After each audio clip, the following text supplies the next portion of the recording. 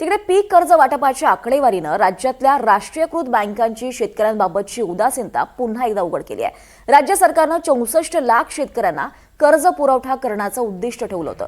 मुख्यमंत्र्यांनी स्पष्ट शब्दात इशारा देऊन सुद्धा सर्वाधिक लक्ष असलेल्या राष्ट्रीयकृत बँकांनी मात्र केवळ 38% कर्ज वाटप केलंय आणि त्याउलट राज्यातल्या जिल्हा मध्यवर्ती सहकारी बँकांनी 88% लक्ष्य पूर्ण करून शेतकऱ्यांना दिलासा दिलाय। यानंतर पुन्हा एकदा बातम्यांचा वेगवान आढावा घेऊयात। जालन्यात भाजपच्या आंदोलनाला काँग्रेसनंही जोरदार प्रत्युत्तर दिलंय।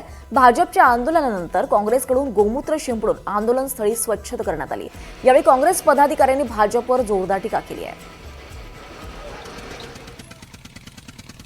राहुल गांधींसोबत पोलिसांनी कथित गैरवर्तन केल्यानं धुळ्यात काँग्रेसच्या वतीनं निषेध आंदोलन करण्यात आलंय।